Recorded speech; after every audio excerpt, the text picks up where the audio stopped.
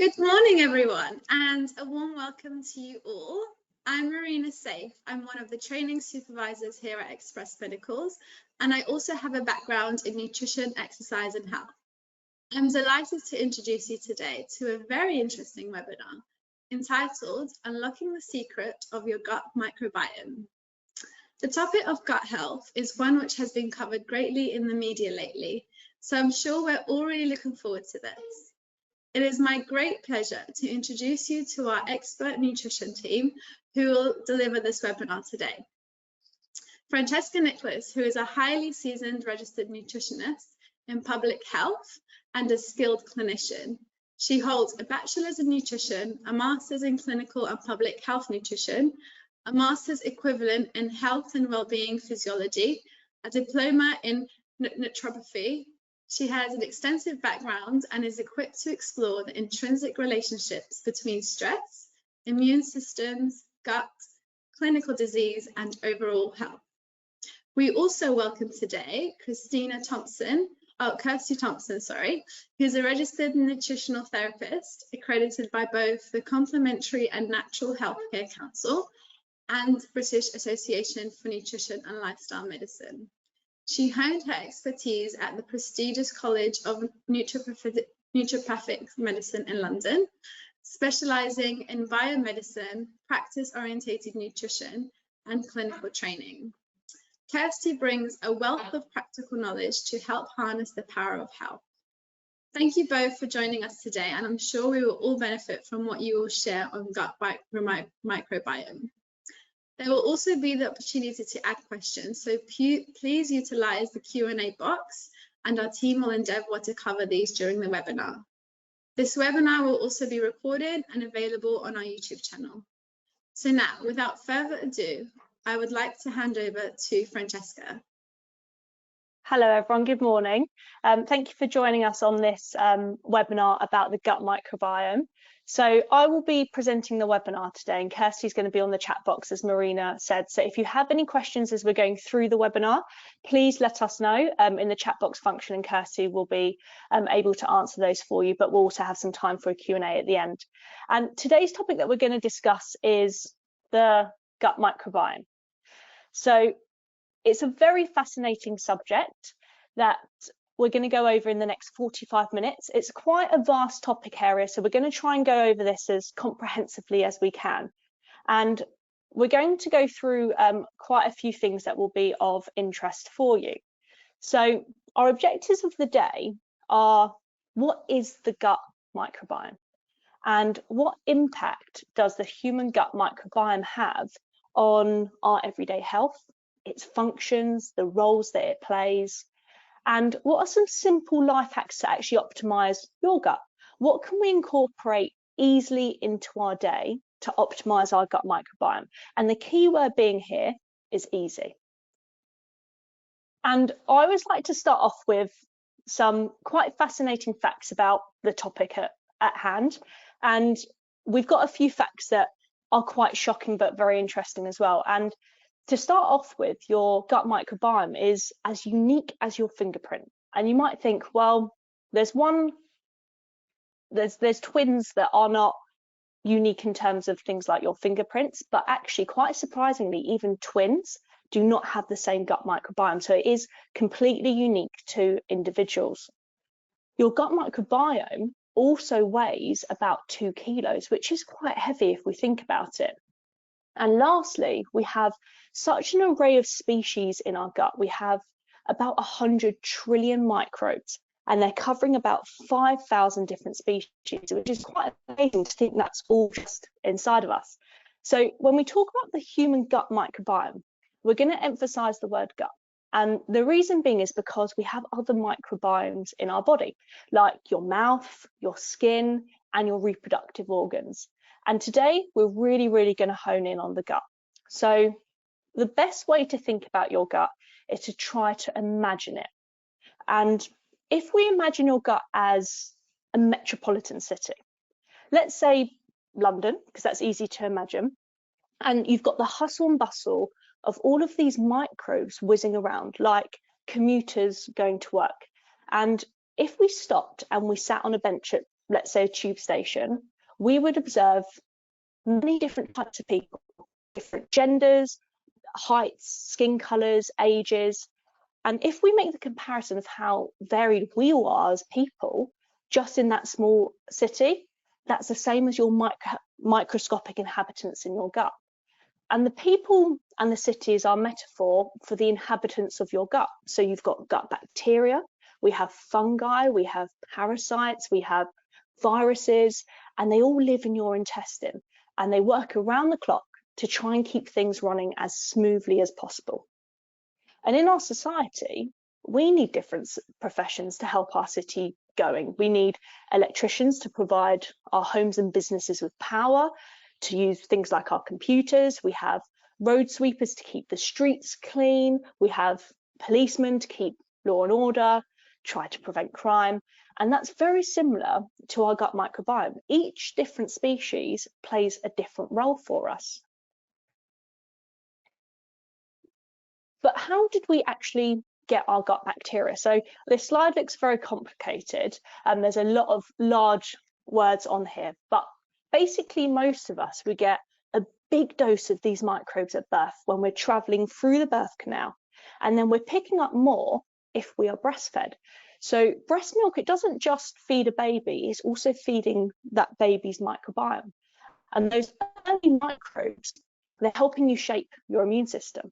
And the immune system is something that we're going to touch on a little bit later.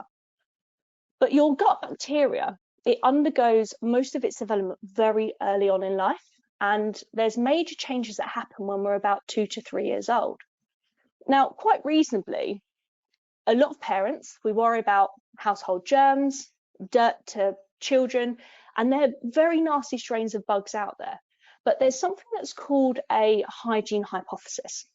And that suggests that some exposure to germs or microorganisms early on in our life, it could actually be very good for us. And there's a study that was done in Sweden that showed that if parents sucked their dummies clean rather than sanitizing them, the kids had a lower risk of developing things like eczema. And it's almost suggested that if we're living in a completely sanitized, controlled surface world, could that actually be negatively affecting our health? And only time, studies, and more evidence will show us that. And it's going to be even more interesting now because we've come through the pandemic. So it's going to be interesting to track the impact of things like hand sanitizers and sanitizer wipes on our microbiomes. And it's the same as if we think back to when we were perhaps kids, we're playing in the local fields at school.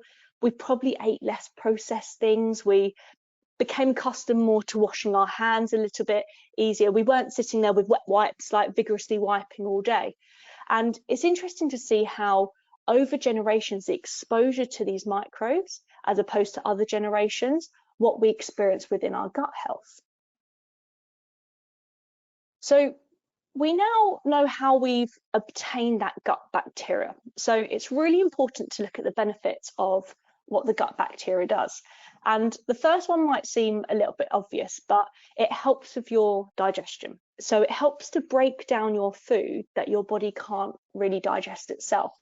For example, things that are more complex, like complex carbohydrates or your fibers. Our own digestive enzymes, they're not able to fully process it itself, and it undergoes something called fermentation. Secondly, we've got our immunity, and imagine your gut acting as a nightclub bouncer or like a bodyguard to your immune system. It's helping to regulate and educate your immune cells, and it sends out signals or responses to alert that there's a harmful pathogen, and then it will send something to say, oh, I've encountered this before, it's harmless, let's stand down. And thirdly, they help to produce vitamins in our body. So vitamins are very, very helpful for us. And some of the most important ones they help to produce would be vitamin B and vitamin K. Your gut also helps to produce a really beneficial compound called serotonin. And that's probably of known to most of us. It's our feel-good, good mood neurotransmitter. And they also produce something called, that's a short chain fatty acid, and it's anti-inflammatory. It's called butyrate. And butyrate is something that we're going to focus on in a little bit more detail in this webinar. So butyrate isn't a gut bacteria, it's a byproduct of the gut bacteria. So I want you to imagine the bacteria as a factory, and your butyrate is the byproduct of what that factory is producing. So it's the chemical that's produced at the end. And butyrate is one of the most abundant producing bacterial strains in the human body. So we want to encourage the production of butyrate as much as possible, because research shows very, very positive effects in its role for things like reducing inflammation. It's helping to support and strengthen that gut barrier, and it's stopping other gut bacteria from crossing over and also entering your bloodstream. And this is a really, really big one here, because research suggests it could also help to reduce the risk of colon cancer. And colon cancer has been in the news over the last year or two because it's drastically on the rise. Similarly, it may also help to regulate blood sugar levels, which is also another big one, because diabetes risk has also increased quite drastically over the last 10 to 20 years. And lots of positive research has shown that butyrate itself, it can help to protect your brain, it can help improve your ability to adapt, and it's perhaps a very interesting future role in perhaps the prevention of things like Parkinson's, Alzheimer's, but that's where the research is going to tend to go. In terms of some other studies, it suggests it aids in protecting from cardiovascular disease, and butyrate also signals to the body to help to promote your sleep. So you can see that butyrate itself has a very vast range of roles, but your gut bacteria has really main roles in our body for a lot of factors. And I want to pick up on the second point from the benefits that we went through a few slides ago, and that's the immune system. So understanding the interplay of the immune system is also really key to our gut health. So if we imagine our immune cells as superhero characters, every character has a sidekick, like Batman has Robin. So your gut bacteria are your sidekicks, and they're training and educating your immune system. So they're helping to identify the bad from the good. And what bacteria have is they have these little sensors on the surfaces, and they detect these molecules that are found on harmful invaders. And when the sensors, they detect something suspicious, they then start to communicate with your immune system, like almost alert, we have a threat. And they also educate your immune system in enemy identification. And imagine that like being a wanted poster for a criminal. It's saying, listen up, here's a picture of a repeat criminal. If you see them, could you capture them? In terms of what our immune system does, it wants to then destroy them so that they're not staying in our system. And it also helps to balance out the immune system. So it's preventing it acting up and also attacking the good bacteria like our own cells. And it's helping to identify between what's a threat and what's not a threat. And if we think about autoimmunity, it's when your body loses the recognition of itself. So it's getting confused and it mounts an attack on your own cells. And think of the gut bacteria as maybe a peacekeeper. Peacefulness, unless it's a very credible attack. And we don't want this very sophisticated system going haywire. So can our gut bacteria actually become unbalanced? And the answer is absolutely yes. And we call that unfriendly bacteria. It can throw your immune system off balance. It can lead to high risks of autoimmunity, allergies, and also inflammation. So I understand a lot of information we've gone through a lot already. So let's recap a little bit about the gut microbiome itself. And if you remember, it's very vast, 100 trillion microbes to 5,000 species, and it weighs up to 2 kilos for us. It's made of a variety of bacteria, fungi, viruses, parasites, just like a city has a variety of people in it. It helps to aid our immune system. It helps to produce vitamins. It helps your digestive system break down foods, and it helps in manufacturing your serotonin, which is a very important neurotransmitter. And again, another important one is it helps to produce your byproducts, like your butyrate, and it has very, very big health benefits. So if we look at current research, we can see that diet really plays a significant role in shaping your composition and the diversity of your gut microbiome. So we'll start off on plant-based diets, and studies suggest that if we're eating diets that are rich in plant-based foods, so imagine that being things like vegetables, fruits, whole grains, legumes, it's linked to a more diverse and beneficial gut microbiome. And that makes sense because these diets, they're containing more fiber, and fiber fuels the growth of your friendly bacteria. Highly fat westernized diets, these are usually high in processed foods, more refined carbohydrates, added sugars, healthy fats. They're also quite low in being whole foods and very low in fiber. So they have the reverse effect of what plant-based diets have. These high fat westernized diets, they're linked to a larger impact of unfriendly bacterial composition. And we want to pay particular attention to specific foods and nutrients that can be either beneficial or negative to your gut health. And one of the first ones is what we touched on just recently, which is fiber. So you have prebiotic fibers, which they promote the growth of that very beneficial good gut bacteria.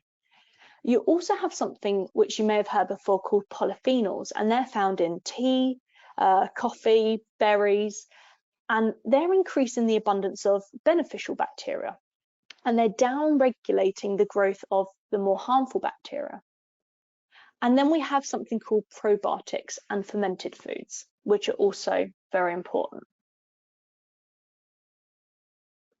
So butyrate is something that we've discussed in a bit of detail, but we're going to try and discuss it a little bit more to try and stack the cards in our favor to try and encourage more production of butyrate. Firstly, you can do this through fruit. And we don't need to be shopping for these exotic wild fruits. We don't need to be shopping for things that are difficult to find or more expensive. For example, an apple is a very, very good source of a fermentable fiber, as are bananas, kiwis, apricots, pears, raspberries, and they're helping to promote that butyrate production. Now, how they do that is your body doesn't break down these fibers. Your gut bacteria produce that butyrate from that fiber that only they can break down themselves, and then they start to feast on it. So what I would suggest is if we can start on 2 portions a day, something like packing yourself an apple or a pear or some berries for work or having them in the morning with your breakfast, you then don't have to think about it for the rest of the day. But interestingly, if you are suffering with constipation, the fruit of choice we'd probably suggest is perhaps a kiwi. A lot of research goes into showing that if you're eating about 2 kiwis a day, it can really help to relieve that mild to moderate constipation, and it helps to keep the bowels moving for very good gut health. Another food that's good for us to introduce for butyrate production would be legumes and vegetables. And the key with this is variety. So you want to swap and change your vegetables and legumes often. And it's very similar to the principle above, where the bacteria are feeding on the fibers that are coming into your body. And we have, again, very easy to find accessible options. So you have foods like broccoli, carrots, asparagus, green peas, chickpeas, garlic, onions, potato, leafy greens, vegetables that are coming, they're very seasonal in at the moment as well. And we want you to start increasing vegetable intake if it is slightly lower, very slowly, about 3 portions daily, and a portion is a handful, and start to increase the amounts that you have over time. Similar to things like garlic or leafy greens, what you could do is you can add them to curries, to soups, to stir fries. With carrots and broccoli, it's very easy to find them in sort of the mixed veg bag in the frozen aisle or in the supermarkets. We could have them with a roast or at the side of your weekday meal. And things like potatoes, like a jacket potato, is very easy to find if you do go to a cafe or a deli or have a workplace where you can eat, and pairing that with something maybe like your beans can hit both targets. So it's very easy to get these things into the diet. And then lastly, we also have whole grains, and you can focus on whole grains in two different ways. We can make simple swaps for bread or pasta or rice. So we can swap a white version for a brown version. You can't really taste too much of a difference. It is at first you do notice it, but after one or two portions you do get used to it. But it's has a very good impact on your blood sugar levels.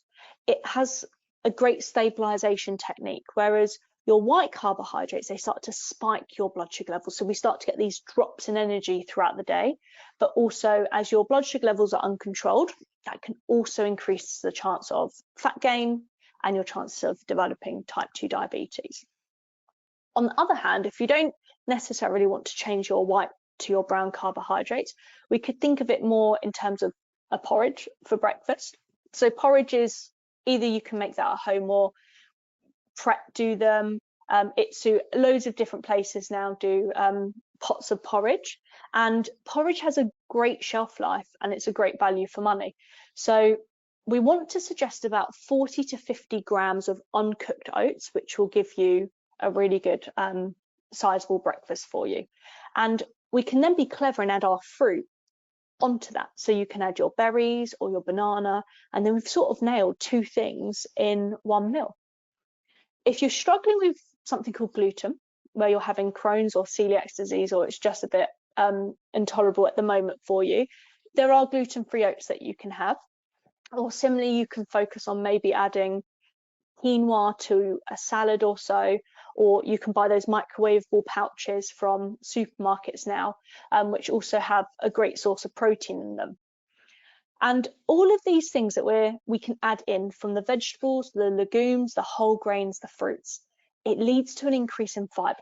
So when we increase fiber, we need to increase our water intake, because if we're starting from a position of not consuming a great deal of fiber, it can start to lead to problems like constipation. So you want to add fiber in slowly, and at the same time increase your liquid intake to try and avoid that constipation.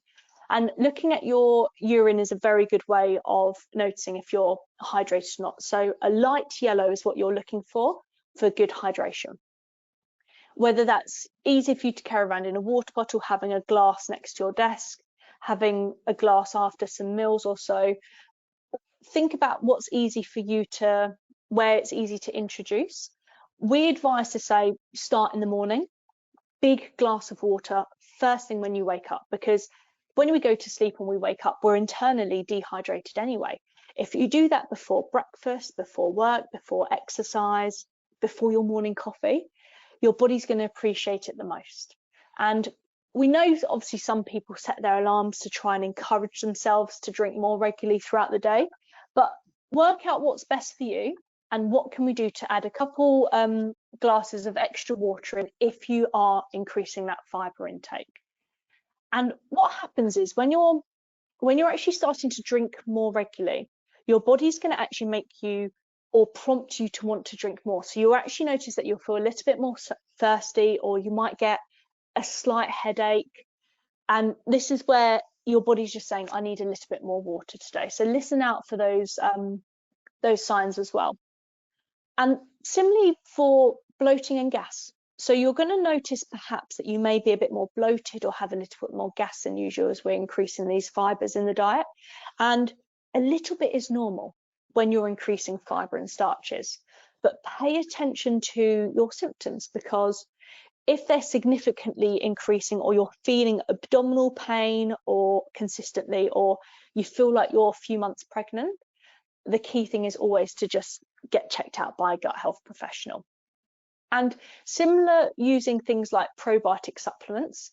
Probiotic supplements, just buying them off the shelf products without guidance from nutritional therapists, They can be expensive, but also ineffective, and it just wastes your money and your time. So with probiotics should be used in a nutritional protocol and suggested and personalized for each individual, depending on the strain and the amount you need for your condition. And you want to make sure it survives the transit time, so it actually becomes beneficial for you. So if, again, you're taking any supplements that are just off the shelf from Holland & Barrett or so, we really would advise just speaking to a professional to see if what you're taking is actually useful for you, or if it's not really having an effect for you. And this leads us on really, really nicely to something called SIBO, and that comes under the umbrella term of your IBS. And there are signs and symptoms that your gut microbiome might not be working very well, and that could indicate that we have a dysbiosis. And classical signs and symptoms that we see in clinic for digestive disturbances could be skin symptoms like rosacea, it could be brain fog, the frequent gassing and bloating that we've just spoke about alongside the abdominal cramping. It could be a sudden change in bowels, so either you're getting more looser stools or constipation, and you haven't necessarily changed your diet enough to warrant those changes. It could be that you're slightly more sensitive to certain foods now, or there's mucus in the stool. And a person can have a dysbiosis if we have something called IBS. And IBS can manifest itself through different ways, through potential gastroenteritis, acids which suppress your medication, a history of prolonged antibiotic use. And we probably all know someone that suffers with IBS. So the next part of this webinar is going to help us unlock the pathways to have better health for you, for your loved ones, and go through this in a little bit more detail. And IBS is characterized by two elements. Abdominal component, so it's described as pain or discomfort, change in your bowel habits, which could include a looser or a more constipated stool, and it looks at the frequency of that change. So frequency would mean, in terms of constipation, having 3 or fewer bowel movements per week, and diarrhea is defined as a loose, watery, very frequent bowel movement. And IBS is diagnosed through Rome criteria, and symptoms have to be present for the past 3 months and have started for at least 6 months before that. So also there's other criteria that will suggest things like abdominal pain. You need to have at least 1 day per week, alongside 2 of the following. So abdominal pain that's associated with a bowel movement, and a change in your bowel or a change in the frequency. And the symptoms are very similar to what we've just gone through. Your stomach pain or cramps, which are usually worse after eating. Potentially they feel better after passing a stool. Bloating, uncomfortably feeling full and swollen, almost that you would describe as a few months pregnant. Sometimes the need to urgently pass a stool, so that would be more diarrhea, or that you're having to strain quite a lot and you're not emptying your bowels fully, which would be more constipation. And you'll notice that some days your symptoms may be better and some days you'll have flare-ups, and that will make it worse. And it could be then triggered by a food or a drink. And IBS is a very umbrella blanket term because doctors aren't quite sure what causes IBS. It could be a complete combination of problems. And the clue is in the word syndrome, irritable bowel syndrome. It's not quite a disease, because a disease is a medical condition that can be defined as a health condition with a reason behind it. A syndrome may produce a number of symptoms without an identifiable cause, and it's a group of symptoms that are not quite established as a disease yet. But it also picks up various things that can cause it, and one of them could be stress related, or life events or trauma. So even physical abuse could link to emotional abuse. You could have functional disorders where your gut and your brain aren't quite interacting with each other or communicating well, or your food is traveling slowly or too quickly through your digestive system. Mental illnesses like depression or anxiety. Further, IBS is more prominent in women than it is with men. And you could also have things from post-bacterial infections like food poisoning that can then cause these symptoms, or food intolerances or sensitivity. And there's another one that could link to it, and that's a small bacterial overgrowth. And that's an increase in the number or a change in the type of bacteria that's in your small intestine. And there's not really a cure for IBS at the moment. And I've just touched upon the small intestine part, which is actually known as SIBO, because we really want to add some extra value today. So if we go back to your IBS, new research is now showing that 78% of people that suffer from IBS actually have this small bacterial overgrowth in the intestine. And imagine, we call it SIBO. So imagine SIBO as an unwanted visitor to a party. You've got your large intestine, you've got your small intestine. And the majority of your gut bacteria, it resides in your large intestine. However, with SIBO, your bacteria inhabit at a much larger amount than they should do in the smaller intestine. And it becomes a bit of an issue because most of your food is absorbed in the small intestine. And then we have an overgrowth here. So the bacteria feast on your food and they cause gas and bloating, and we don't have a chance to really absorb the nutrients. Your bacteria is literally then stealing your food, even though you've eaten it. And again, multiple things actually cause it. It could be a slower transit time of food when your small intestine isn't operating correctly. It could then cause almost like a lazy environment for your bacteria to then thrive in.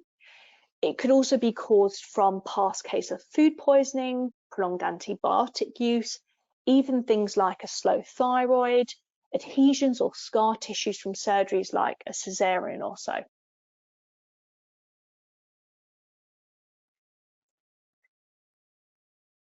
So we've now gone through some really key parts on your gut microbiome, and you should be able to make these actionable tasks quite easy to implement within your day-to-day life. But I want to say that it's not like losing weight or building muscle where it takes months of consistency to then see a positive effect and change. With your gut, if you can implement any of these changes, you can change your composition very, very quickly to a more positive one within 2 to 4 days. So your gut is a very important part of us, and hopefully you've picked up on a few things today that we can make. There are easy changes to help implement and improve your gut health. If anything that we've gone through in terms of the IBS or SIBO or any of those symptoms you feel are connected to you or someone that you know, it's always good to talk to a gut specialist and get everything checked out as well. So we've left a bit of time now to speak about our Q&A. So if you have any questions or so, please put them in the chat box function, and then we'll be delighted to answer them for you as well. But it was an absolute pleasure to go through this webinar with you today, and I hope it's been very interesting and effective for you. And we'll go through the chat box function if anyone has any questions. So we've had a couple of really good questions. So one of the questions we have is, what can help with iron absorption, and can acid reflux affect lowering absorption? And we can upregulate your iron-based foods by eating foods that are also rich in vitamin C. So iron can be readily absorbed through foods such as red meat, but we do advise to not overeat on red meat due to other disease risks. And iron that's found in more vegetable sources, like your green leafy vegetables, we find it very difficult to absorb as readily. So we do have to have some form of vitamin C as part of that meal to help absorb that better. And that could be something like adding some olive oil onto your vegetables. It could be having a fruit or something citrusy at the end. It could even be your vitamin C based vegetables, like adding some pepper or so to the green leafy vegetables, and that will help you absorb it. Can acid reflux affect lowering absorption? The answer is yes, it can, because then you're not absorbing the nutrients as well. So it's really good to try and get that acid reflux under control. Otherwise, again, you could be having a diet and you could think, I'm eating all the right things here, but I'm not feeling myself, or I'm not seeing that improvement, and it could be due to that. Next question we have on here is, do diet fizzy drinks affect our gut microbiome? Again, the answer is yes. It's a carbonated drink, so it contains also a lot of gas and a lot of bubbles. So if one of your symptoms is gas and bloating, it's going to make your symptoms worse. We have to also think that fizzy drinks, even if they're diet, they're containing artificial sweeteners, and these can also completely damage your gut microbiome and eradicate the good gut bacteria in there, which you'll then have to spend time rebuilding up. So we do suggest to keep those as low as possible. Is there any clear relationship between chronic headaches and or migraine with dysfunctional aspects of the microbiome? If so, can you recommend any dietary tips to alleviate? So we find that headaches and migraines are a very common cause for specifically people that suffer from a histamine intolerance or have a gut dysbiosis. So I would probably start off, as Kirsty suggested, to focus on reducing your histamine foods and liberators, reducing caffeine, increasing water intake, also decreasing any sugary foods that you may have. So I would always say, look at the back of packets. If you don't understand half of the words on the back of the packet, it is most likely got it's been processed, it's had added sweeteners or sugar or something in there to make it more palatable for you. Then we've got a question that is asking about the effect of the microbiome on mood and psychological health. Can issues of the microbiome contribute to depression and have a chronically negative outlook? Can a dietary approach be used to treat or contribute to a treatment program? This is a brilliant question, and I'd hesitate to answer this now because together we have a really good, we have our next webinar at the beginning of December that everyone can join on about the microbiome, your gut and your psychobiome. So this is actually answering that question there. So everyone jump on. I think it's booked in for the 7th of December to come on to that one. Then we have a few other questions here. Can you contact gut specialists through your GP? You can. What you can do is you can ask to see a gastro expert. To speed it up when you go to your GP with your symptoms, we always suggest for people to keep a food log for at least a week or two, so that you can show your GP what foods you've been eating, when you've suffered from those symptoms, when and how. And this actually helps gut specialists also get to the root of the problem much quicker, because it's something that we personally ask everyone to do anyway, and that helps us see what the root cause might be and help to treat it quicker. We've got, I'm trying to eat more cruciferous vegetables, but I get bloated a lot, even when cooking them. Can you please advise? I do take Biomel Complete Gut. So if we're struggling with bloatedness, cruciferous vegetables, and that's very similar to proteins, when you eat them and you chew them, it creates a lot of gas in the body. So it is partially normal to get or feel more bloated after eating cruciferous vegetables, which are things like broccoli and cauliflower, and protein products, especially if you're eating a lot of them or you've eaten a lot of them over a period of time. The other thing is they are also high in something called FODMAPs, which are fermentable sugars, and they are released through different carbohydrates. So some people may feel fine on, let's say vegetables, a certain vegetable. They may find that if they're eating more of that vegetable, they then get gut symptoms because their body can't tolerate that that sugar itself. And when I say sugar, I mean a sugar that is made of a carbohydrate, not a refined sugar. So what we'd probably suggest is you can do breath testing. So we're more than happy to send over to your account managers the best breath testing options in the UK that you could use, and that will just monitor, are we having an intolerance to those foods, what gases are created in your digestive system as you're eating those foods, and it's a very good thing to see, so then we can advise you a bit further.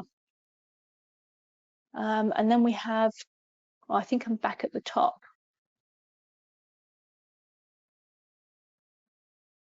If anyone has any other questions, please feel free to put them in. So we've got another one at the bottom: how to prevent E. coli from getting into my gut. I do wash all my fruit and veg, but I still have it and I still get an infection. From this, we do suggest almost like basic hygiene rituals.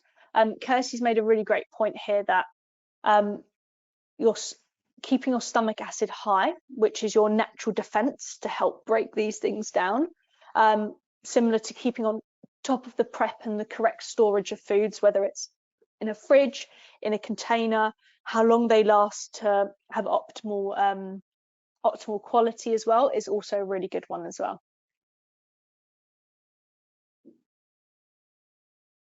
So I think I've gone through all of the questions.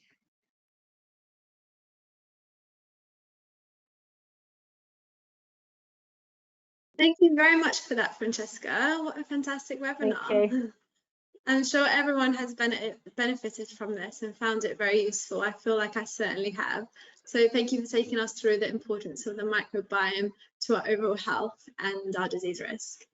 Thank you to Kirsty as well for answering the questions in our Q&A box. And thank you to all who have joined us today online.